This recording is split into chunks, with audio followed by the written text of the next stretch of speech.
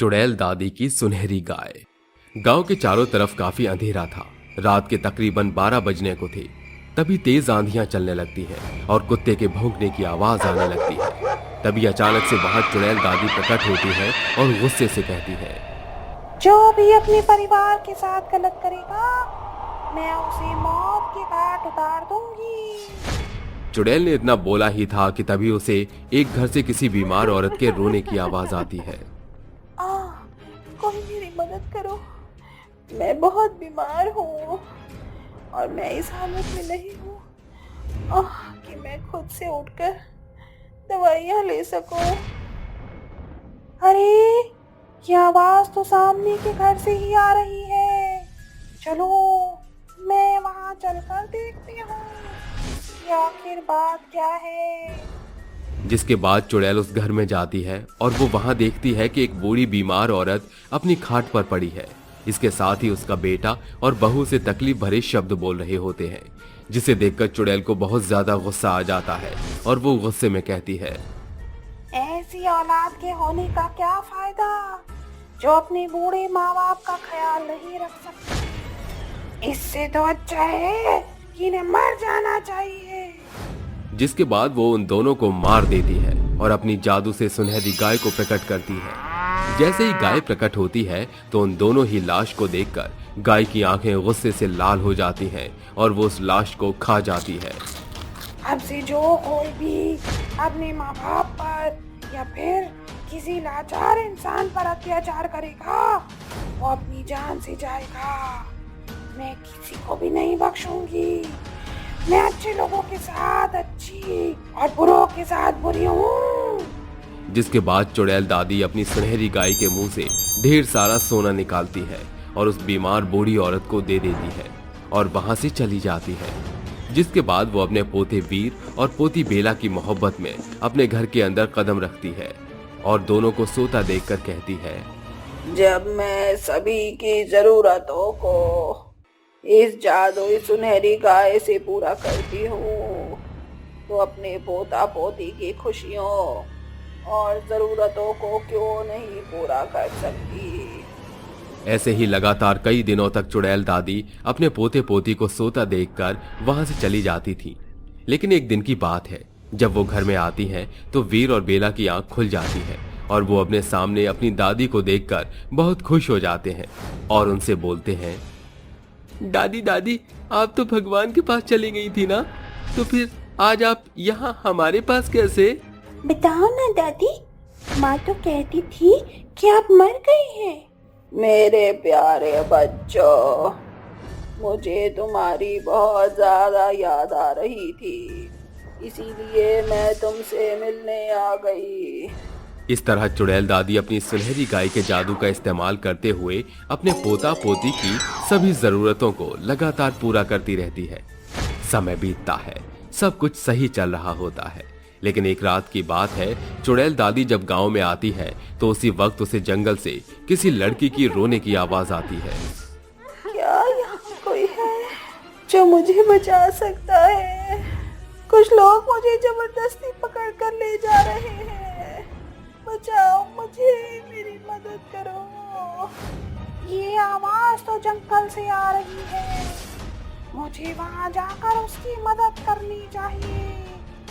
जिसके बाद चुड़ैल दादी जंगल में जाती हैं और देखती है कि दो आदमी एक लड़की के साथ जबरदस्ती कर रहे होते हैं, जिसे देख चुड़ैल को बहुत ज्यादा गुस्सा आ जाता है।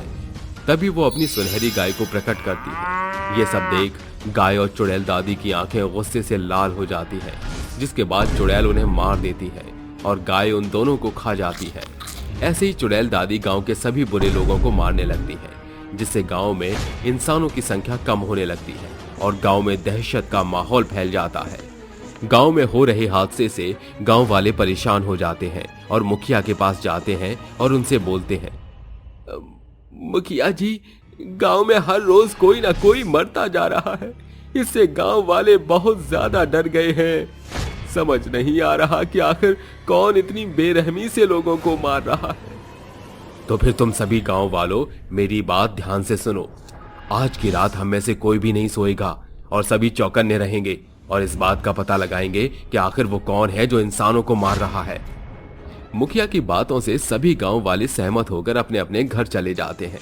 रात होती है और सभी गांव वाले चौकन्ने हो जाते हैं। तभी एक बार फिर से चुड़ैल दादी गांव में आती है और एक दुष्ट साहूकार को मारकर सुनहरी गाय को खिला देती है। चुड़ैल को ये सब करता देख गांव वाले देख लेते हैं।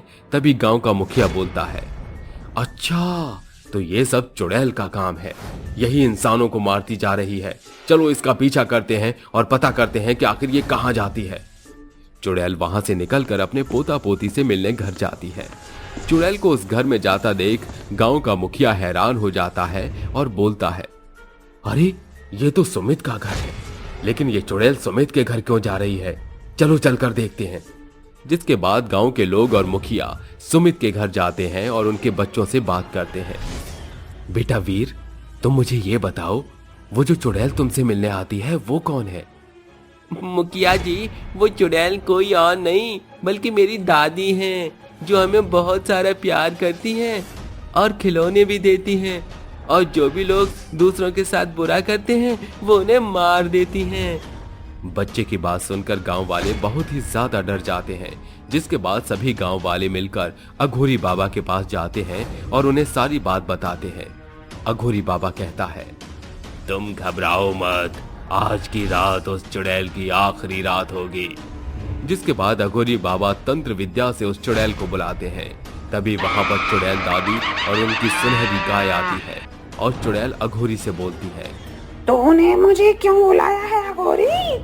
शायद तुझे पता नहीं, आज तूने मुझे नहीं बल्कि अपनी मौत को बुलाया है। तेरी इतनी हिम्मत कि तू एक चुड़ैल होकर एक अघोरी को ललकार रही है। रुक, तुझे अभी सबक सिखाता हूँ।